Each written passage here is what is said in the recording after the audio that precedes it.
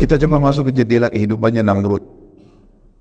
Di zaman Ibrahim alaihissalam, Namrud ini dia coba mengikrarkan dirinya. Awal dia dirobatkan jadi raja, setelah ayahnya meninggal, dia robatkan dirinya menjadi Tuhan, mengikrarkan dirinya sebagai Tuhan.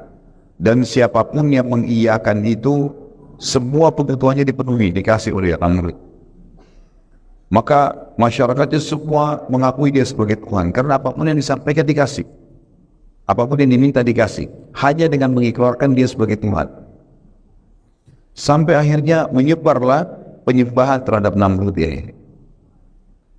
Begitu dia baru menobatkan diri menjadi raja, menjadi Tuhan seperti ini, hari pertama, dan mulailah dia membagi-bagi segala macam kebutuhan masyarakatnya sehingga dia diakui sebagai Tuhan. Allah subhanahu wa ta'ala membuatnya mimpi.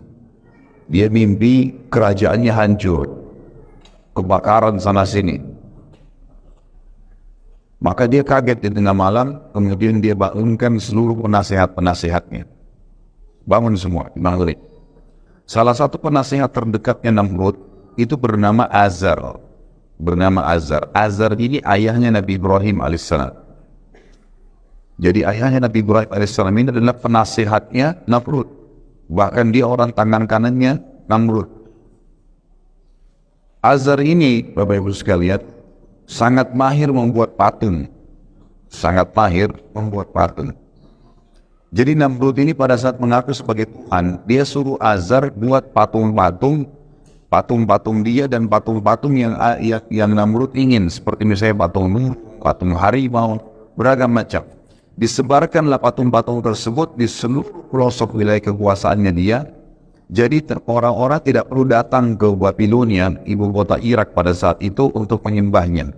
Cukup menyembah patung-patung yang dikirim ke sana. Dan Azar ini otaknya, ayahnya Nabi Ibrahim AS. Di tangan dia semua pembuatan patung itu. Jadi menjadi tangan katanya Namrud.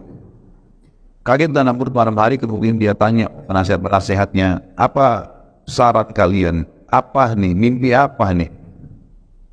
Kata mereka, kami tidak tahu mimpi ini apa ini. Tidak ada gambaran. Sampai akhirnya ada satu orang yang berkata dari penasihatnya, mungkin malam ini ada bayi yang lahir, laki-laki di Babilonia yang akan menghancurkan kerajaan Anda. Tiba-tiba Namrud menangkap pernyataan tersebut, lalu dia mengeluarkan instruksi yang aneh. Dia mengatakan, kalau begitu semua anak laki-laki yang lahir malam ini di Babilonia dibunuh. Malam ini juga, sekarang gerakan. Sebelum terbit matahari, keliling di sebuah rumah, ada anak bayi laki-laki baru lahir, bunuh semua. Kebetulan Azar hadir di situ.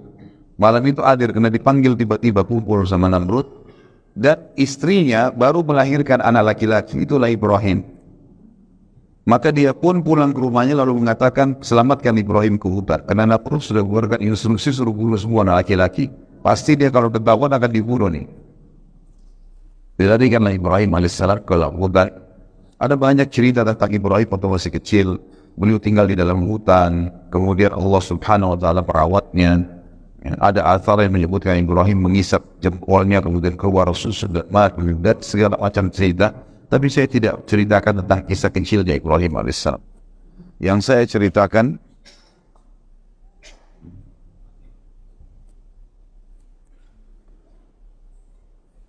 bismillah. Yang saya ceritakan adalah Ibrahim alaihissalam mulai dinobatkan jadi nabi. Namrud waktu mimpi dan menjadi raja tadi, umurnya 30 tahun. 40 tahun kemudian, setelah Ibrahim berumur 40 tahun, berarti Namrud sudah berumur berapa? 70 tahun. Jadi selama 40 tahun itu Namrud dianggap Tuhan benar oleh masyarakat yang sudah tertanam betul-betul keyakinan tersebut. Sampai wilayah kekuasaan Namrud banyak kuil-kuil yang dibuat, tempat sesembahan, tempat sesembahan. Yang tempat sesembahan tersebut dipenuhi oleh dengan patung-patung. Di antaranya adalah patung Namrud. Lebih baik yang handheld rusak dilepas pakai yang ini.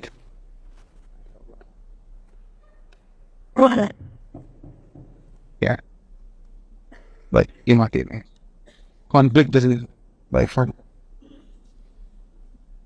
Bismillah. Dengar tak? Udah sampai mana?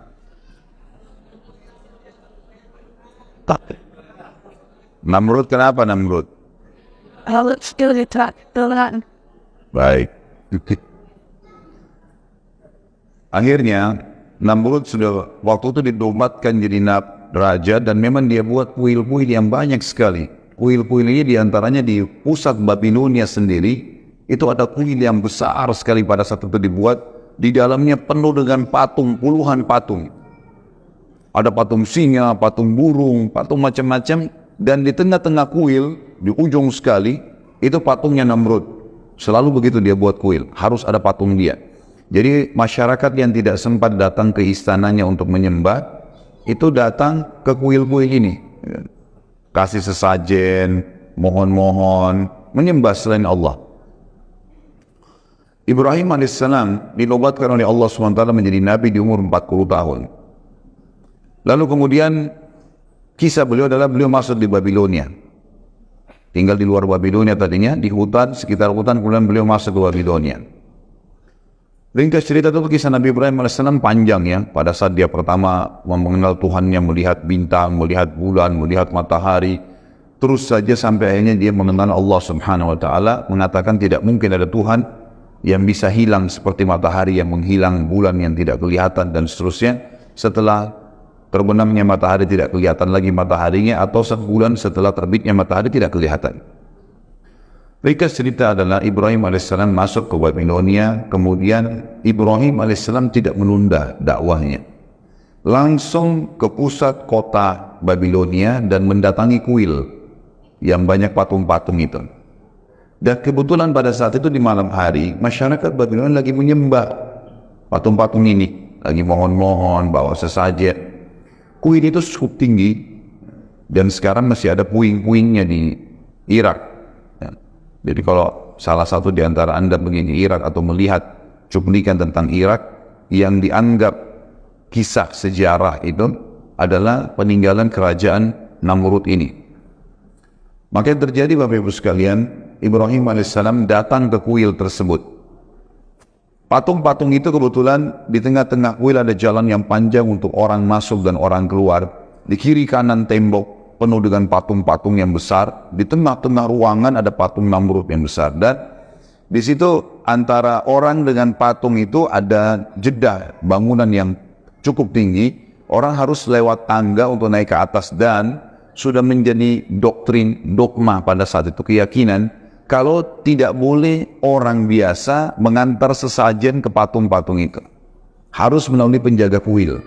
Jadi penjaga kuil ini punya kedudukan tersendiri. Siapa yang mau kasih sesajen, punya hajat apa, dikasih. Dia mau kasih kepada patung yang mana nih? Misal patung sana. Lalu kemudian nanti dia yang antar ke situ. Tiap hari mereka lakukan kebodohan ini. Ringkas cerita Ibrahim alaihissalam malam itu langsung datang ke kuil tersebut. Sementara orang lagi memuja-muja patung, Ibrahim alaihissalam naik ke tangga yang untuk pergi ke patung-patung itu.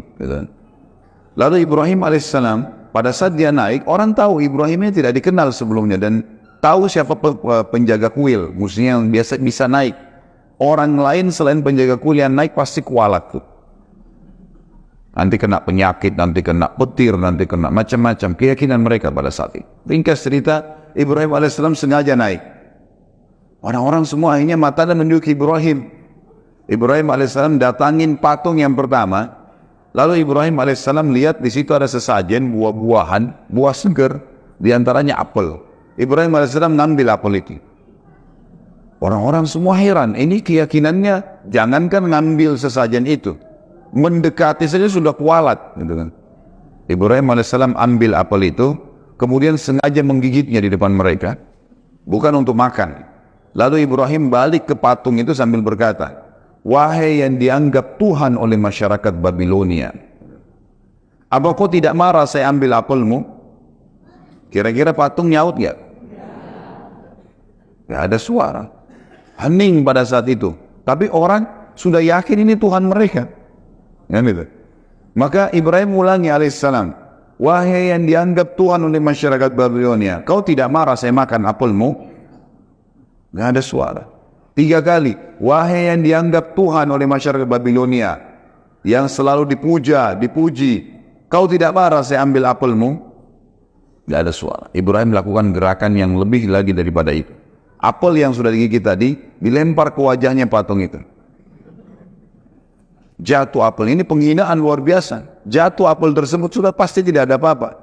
Lalu dia balik lagi, wahai yang dianggap Tuhan masyarakat Babilonia, kau tidak bisa lawan saya sudah lempar wajahmu dengan apel ini. Sudah saya ambil apelmu, saya lempar lagi wajahmu. Gak ada suara tentunya. Makin hening suasana. Ini yang hadir di kuil-kuil ini besar sekali. Bisa menampung sampai ribuan orang. Dan Ibrahim AS melakukan gerakan ini luar biasa di malam yang memang mereka lagi puncaknya beribadah. Lalu Ibrahim AS tidak cukup situ, pindah ke patung sebelah, lakukan hal yang sama. Patung sebelah sama, terus dikelilingi semua puluhan patung itu. Sampai selesai semua, orang-orang menyaksikan kejadian tersebut dengan tercengang. Lalu Ibrahim balik ke arah mereka mengatakan, wahai masyarakat Babilonia, apakah kalian tidak punya akal menyembah patung-patung yang kalian pahat sendiri, yang kalian buat sendiri matanya, tidak bisa berbuat apa-apa? Bukankah saya sudah buktikan ke kalian, saya ngambil sesajen yang kalian kasih, mereka tidak bisa marah, saya lempar ke wajahnya, mereka tidak bisa marah, dan saya bahkan bisa menghancurkan Tuhan-Tuhan kalian dengan tangan saya. Orang-orang Babilonia hening semua. Kata Ibrahim, yakinlah dan percayalah, saya utusan Allah dan Allah Tuhan kalian yang menciptakan langit dan bumi ini. Dialah yang harus ditundukin. Orang semua tenang, gak ada yang bicara. Bingung antara iya atau tidak. Ini baru ucapan pertama dakwah Nabi Ibrahim AS. Maka mereka pun akhirnya ada yang diam terus keluar dari kuil. Kata Ibrahim AS, demi Allah kalau kalian tidak mau meninggalkan menyembah berhala-berhala ini, maka saya akan melakukan tipu daya terhadap Tuhan-Tuhan kalian. Mereka keluar dari kuil. Ibrahim AS turun juga dari tempat tersebut. Tidak ada yang berani menyentuh Ibrahim, karena Ibrahim ini sudah mengalahkan Tuhan mereka. Berarti ini bahaya, lebih berbahaya Ibrahim daripada Tuhan, gitu kan? Mereka tidak ada yang berani dekat dengan Ibrahim AS. Ibrahim keluar, ngambil kampak, kembali lagi masuk. Tapi orang-orang sudah bubar semua nih, tinggal penjaga kuil pada saat itu. Ibrahim AS naik kuil ini, patungnya dihancurin semua, dipotong tangannya, dipecahin kepalanya, potong kakinya, semua dirusakin sama Ibrahim, berantakan. Penjaga kuil sendiri ini tidak berani, tetap masih menganggap Tuhan. Ini sudah puluhan tahun keyakinannya. Dihancurin semua sama Ibrahim AS, lalu kepala patung itu, tangannya, kakinya ditumpukin di patungnya Namrud yang besar. Lalu kampak yang Ibrahim pakai AS menghancurkan tadi ditaruh di tangannya patung Namrud. Udah Ibrahim AS pergi. Besok pagi mereka mau ritual lagi, bawa lagi sesajen, berantakan semua kuil tersebut. Mereka bilang, siapa yang buat nih? Kok bisa terjadi begini pada Tuhan-Tuhan kami? Penjaga kuil bilang, tuh anak muda yang semalam tuh, Ibrahim. Panggil Ibrahim, panggil Ibrahim. Begitu Ibrahim datang, mereka mengatakan, Al-Quran menceritakan, anta fa'alta hadha bi'alihatina ya Ibrahim. Apa kau yang buat ini terhadap Tuhan kami wahai Ibrahim? Apa jawab Ibrahim? Yang pegang kampak itu siapa? Kok tanya saya? Itu kampak kan di tangannya patung yang besar. Tanya kalau dia bisa ngomong, gitu kan? Maka Allah mengatakan mereka pun kembali ke diri mereka sendiri. Benar nih, kan gitu. Nggak mungkin Tuhan tidak bisa membela dirinya, dan juga tidak mungkin secara akal dia bisa sebenarnya menghancurkan yang lainnya. Lalu kata mereka, badan kondisi hening semuanya. Mereka ada satu orang yang nyaut, ini kita harus lapor kepada Tuhan kita yang paling besar, Namrud. Namrud kebetulan punya tradisi Bapak Ibu sekalian, setiap pagi dia selalu setelah mandi rapi segala duduk di singgasananya, ada gorden yang nutupin antara dia dengan orang-orang di depannya. Begitu selesai dia duduk, sudah rapi semua, singgasananya sudah rapi, mahkota sudah rapi di muka gorden tersebut. Begitu di muka, maka seluruh orang yang ada di depannya sujud kepada dia bertahun-tahun, mengatakan wahai Tuhan Namrud, termasuk istri dan anaknya. Setiap pagi, gitu kan, mengatakan wahai Tuhan yang Namrud, Tuhan Namrud, dia bisa tidak lagi mengatakan Raja Namrud, Tuhan. Dan itu terjadi bertahun-tahun. Ibrahim alaihissalam waktu diancam begitu, kita mau lapor kepada Tuhan kita terbesar. Kata Ibrahim, gak usah lapor, saya ke sana. Saya mau langsung ke istananya Namrud. Ibrahim alaihissalam pergi ke sana sendirian. Orang-orang berbondong-bondong masuk, banyak, istananya Namrud besar, orang banyak mau sujud kepada Namrud. Karena setiap sujud minta apa-apa dikasih. Minta makanan, minta uang, minta apa saja dikasih sama Namrud. Maka pada saat diangkat tirainya, Namrud sudah mulai kelihatan, orang semua sujud, Ibrahim alaihissalam tidak sujud, berdiri sendiri. Namrud heran, 40 tahun tidak pernah ada orang membangkang. Baru kali ini. Dia tanya, siapa kamu ini berani benar nggak sujud dengan saya? Ibrahim alaihissalam nabinya Allah. Dan ini sudah berkarat nih penyakit. Gitu kan? Maka tidak bisa lagi dengan cara yang pelan. Kata Ibrahim alaihissalam dengan tegas, wahai Namrud, bukan lagi wahai raja, apalagi Tuhan, dipanggil namanya. Anak istrinya saja nggak berani panggil namanya Namrud. Tuhan Namrud. Wahai Namrud, dari mana kau mengaku sebagai Tuhan? Kamu manusia biasa seperti saya. Kamu punya 2 mata, saya juga punya 2 mata. Kamu punya 2 kaki, punya 2 tangan, saya juga sama. Kamu juga sama seperti saya. Lahir dari rahim seorang wanita, kemudian bayi, anak-anak, remaja, tua seperti kamu sekarang, dan kau juga akan mati. Tuhanku dan Tuhanmu, serta Tuhan segala sesuatu ada namanya Allah. Allah itu menghidupkan dan mematikan. Kita bayangkan di posisi Namrud. Kaget luar biasa, belum pernah ada yang bantah ketuhanannya seperti ini. Tapi dia tidak mau tunjukkan, dalam kondisi itu dia tidak mau tunjukkan kalau dia ini terkalahkan. Maka dia bilang, wahai Ibrahim, kau ngaku punya Tuhan, dan Tuhanmu itu kau bilang tadi menghidupkan dan mematikan. Saya juga Tuhan yang bisa menghidupkan dan mematikan. Apa kau mau bukti? Kata Ibrahim, tentu saja. Silahkan buktikan. Dia bilang, ada satu pengawalnya, dia bilang, tangkap siapa saja lewat depan istana sekarang. 2 laki-laki yang lewat, siapa saja tangkap. Ditangkaplah 2 orang, masuk. Kemudian kata Namrud, bunuh yang satu biarin pergi. Dan kasih hadiah apapun yang dia mau. Dibunuhlah yang satu biar pergi. Kata Namrud, lihat, saya mematikan dan saya menghidupkan. Gitu kan. Benar nggak ini pemikirannya? Ini konyol ini. Karena orang yang disuruh pergi sudah hidup sebelumnya. Ini orang yang mati memang sudah sunnatullah, ditusuk ya mati gitu kan. Tapi dia pakai akalnya sebagai manusia, tidak mau kalah gitu kan. Lalu Jibril alaihissalam datang membisikkan kepada Ibrahim, ini orang ini sudah kufur kepada Allah, nggak bisa lagi. Kamu memberikan contoh di bumi ini, dia akan cari terus akal. Coba kasih contoh di langit. Kata Ibrahim, wahai Namrud, kalau begitu, Tuhanku dan Tuhanmu, dikatakan Tuhanmu Allah, setiap pagi menerbitkan matahari dari timur terbenam di barat. Apa kau bisa? Ini matahari tiap hari terbit, tiap hari terbenam. Bisa kamu lakukan? Kalau tadi kan dikasih contoh manusia. Diam, kata Allah, fabuhital ladzi kafar. Maka orang kafir itu terdiam, tidak bisa ngomong. Dalam keadaan marah dia, tidak punya jawaban, dia mengatakan, tangkap nih orang, Ibrahim, penjarakan. Meeting cepat sama orang-orang pejabat-pejabatnya, kumpul, lalu kemudian bermusyawarah. Nih diapakan nih Ibrahim? Saya mau Ibrahim dibunuh, tapi jangan mati biasa. Kalau cuma tusuk penggal kepalanya udah biasa itu. Cari mati yang luar biasa, yang spektakuler, yang bisa membuat orang lain taubat. Tidak ada lagi yang mau buat seperti itu. Musyawarah sampai seminggu muncul ide. Waktu itu Ibrahim sambil di penjara alaihissalam. Muncul ide buat api, bakar. Tidak ada cara membunuh manusia yang menyakitkan mengalahkan api. Karena kalau dibakar, terbakar kulitnya, dia teriak kesakitan, sampai mati, dan matinya lama lagi. Itu yang paling efektif. Namrud bilang, baik, keluarkan semua biaya, kerahkan semua tenaga, buat api, bukan api 2-3 meter tingginya, diameternya misalnya, ukuran tempatnya enggak, dibuat sekitar 30-40 siku ke langit. Jadi sekitar 17,5 meter. Untuk membunuh manusia, bakar api unggun saja sudah bisa dibakar. Tapi ini enggak, dia buat api yang luar biasa, supaya seluruh masyarakat dunia bisa menyaksikan. Dibuatlah tumpuan yang tinggi, kemudian di tengah-tengahnya dipenuhi dengan api bara besar sekali, dan itu dibuat sengaja tinggi sehingga orang dari jarak jauh pun bisa melihat, gitu kan. Misal kalau kita bilang di atap kita ini jadikan pondasi, atap inilah tempat api itu, orang dari jauh pun bisa melihatnya. Ringkas cerita adalah dibakarlah api tersebut dengan biaya yang besar, dengan tenaga yang besar.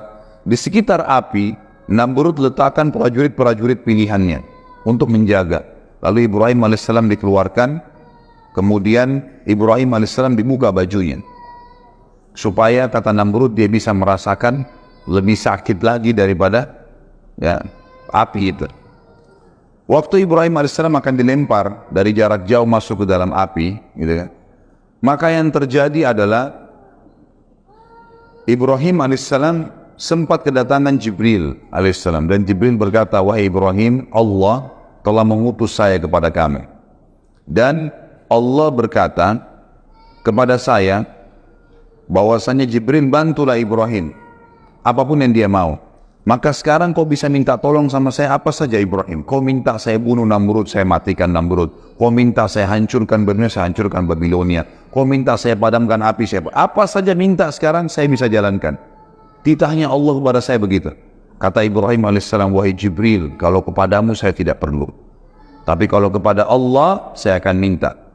Makanya Allah memuji Ibrahim mengatakan, Inna Ibrahim kana ummah. Ibrahim itu satu orang tapi seperti satu umat. Keyakinannya luar biasa. Jibril pun dia tidak mau minta tolong. Maka dengan setelah itu Jibril pun alaihissalam pergi, lalu berkata Ibrahim alaihissalam, ya Allah, zat yang telah aku imani secara gaib, nggak kelihatan, gitu kan? Nggak ditahu Allah itu, tidak kelihatan, cuma bisa dirasakan keberadaannya, kan gitu. Diyakini keberadaannya. Aku yakin engkau lah yang telah menciptakan aku dan segala sesuatunya termasuk api di depanku ini. Api ini lagi berkobar besar. Ibrahim sudah diikat, dilempar dari jarak jauh dengan katapel gitu. Jadi jauh sekali jaraknya agar kelihatan oleh orang-orang. Lalu dia bilang, engkau lah yang telah menciptakan aku dan seluruh segala itu dan termasuk api, dan engkau lah yang menjadikan api ini dasarnya, fitrahnya panas. Jadikanlah api ini dengan kemahabesaranmu dingin dan keselamatan untukku. Balik dari panas menjadi dingin. Maka Allah SWT mengatakan, kami terima permohonannya Ibrahim. Dalam kondisi dia ingin membuktikan kebesaran Allah. Maka dilemparlah Ibrahim AS dari jarak jauh. Pada saat dilempar Ibrahim AS, ada satu kejadian juga di situ. Ibrahim AS pada saat masuk ke dalam api, tentu Bapak Ibu sekalian, manusia kalau kena api, sekuat apapun badannya, sekekar apapun, pasti teriak. Gitu kan? Nggak ada yang bisa menahan panasnya api. Maka begitu Ibrahim AS masuk ke dalam api, subhanallah, nggak ada teriakan, nggak ada jeritan, nggak ada suara apapun, nggak ada, hening sekali. Orang-orang sempat bertanya, ini Ibrahim ini mati atau enggak ya? Namrud pun bingung, tidak ada orang yang kena api, tidak ada teriakan. Maka Namrud itu kebetulan singgasananya ditaruh di luar, diangkat, kemudian dia berhadapan sama api, dia melihat api itu, dia menyaksikan sendiri, nggak ada suara. Lalu Namrud ingin menenangkan audiensnya, masyarakatnya. Waktu itu dia mengatakan, Ibrahim sudah mati di awan kena asap saya, asap api saya. Udahlah, orang percaya, orang bubar. Kata Namrud, biarkan 3 hari. 3 hari biar terbakar. Dan dijaga ketat di sekitar api. Kalau ada Ibrahim mau coba lari, dorong. Tapi nggak ada suara ini, nggak ada apa-apa ini. Nggak ada berita, nggak ada cerita, nggak ada derikan, nggak ada suara sama sekali. Bubarlah semua. Sampai 3 hari. Namrud ini masih makan, minum, berhubungan biologis dengan pasangannya. Allah membiarkan orang-orang kafir itu melakukan upayanya dan melalui kehidupan dunia yang cuma sebentar ini. 3 hari kemudian, subhanallah, dia nikmatin hidupnya luar biasa, berpesta-pesta menganggap Ibrahim sudah dibakar, sudah mati. Hari ketiga dikeluarin lagi singgasana, undang lagi masyarakat Babilonia. Begitu mereka datang semua, lalu kata Namrud, saya ingin padamkan api. Saya ingin lihat debunya Ibrahim. Padamkan api. Semua orang menyaksikan. Waktu dipadamkan api, mereka kaget. Ibrahim alaihissalam sedang duduk di tengah-tengah tumpuhan api mereka. Duduk. Tidak ada apa-apa sama sekali. Gitu kan?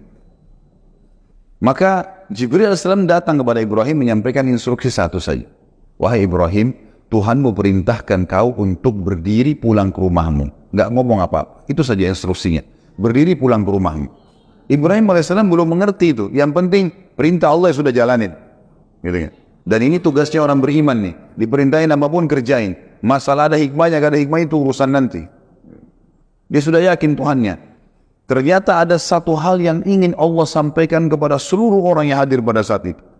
Ibrahim AS Orang-orang pada saat itu lihat Ibrahim duduk. Namrud sempat ucapin kalimat, Ibrahim terbakar kaku.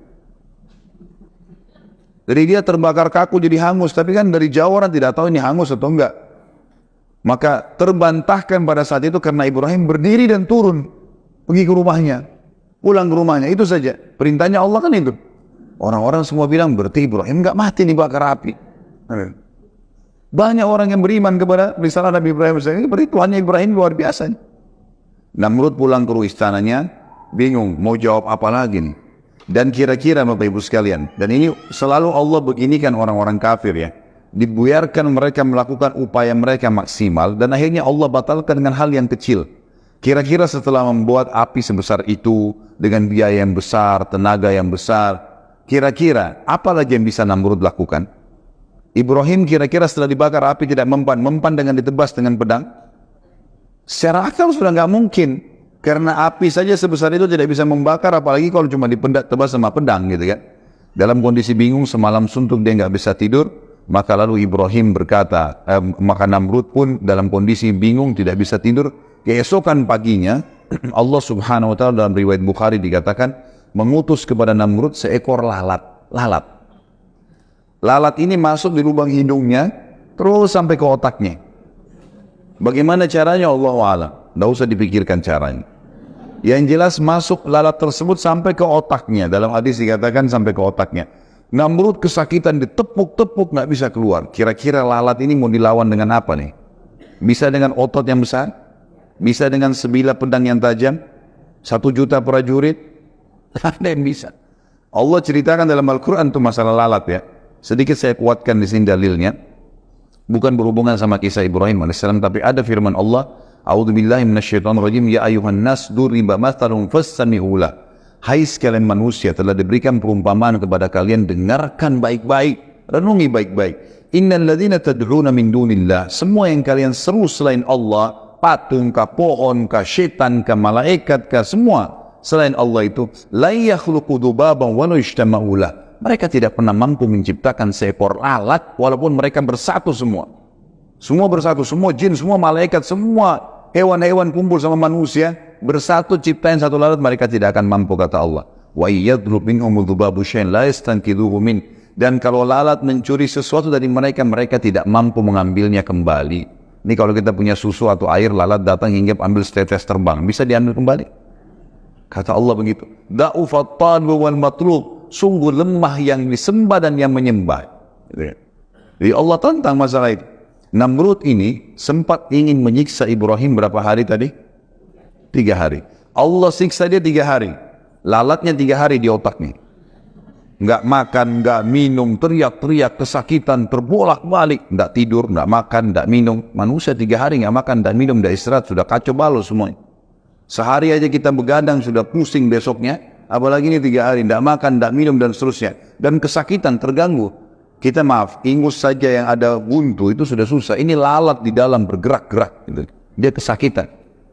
Maka akhirnya 3 hari kemudian dia mati. Meninggal, tergelepar di depan singgasananya. Dan subhanallah pada saat dia meninggal, semua pejabatnya datang mendekat. Orang-orang yang meyakini dia sebagai Tuhan. Dan dengan hikmah Allah, mereka menyaksikan lalat keluar dari hidungnya. Keluar tuh lalat. Sehingga mereka tahu Namrud mati dengan seekor lalat. Tersebar satu Babilonia dulu, raja yang selama ini dianggap Tuhan dibunuh oleh seekor lalat. Inilah akhir kehidupan Namrud. Bapak Ibu sekalian, Allah berikan kita akal fikiran, hati nurani, akal dengan kecerdasannya untuk berpikir, membedakan mana benar, mana tidak. Hati nurani dengan perasaannya, bisa peka, mengetahui mana yang disuka, mana yang tidak disuka, mana yang harus diikutin dan mana yang tidak diikutin. Sebenarnya sudah cukup dengan 1-2 sampel. Ingat, tidak semua orang beriman itu mati badannya wangi, tidak semua. Tapi 1-2 orang Allah perlihatkan. Tidak semua orang yang jahat itu meninggal badannya meletup-letup rusak, enggak. Tapi 1-2 orang Allah perlihatkan. Karena kalau setiap orang kafir mati badannya rusak, enggak ada orang kafir nanti. Allah memang sengaja menguji dengan keimanan dan mau beriman enggak, gitu kan. Jadi harus ambil pelajaran.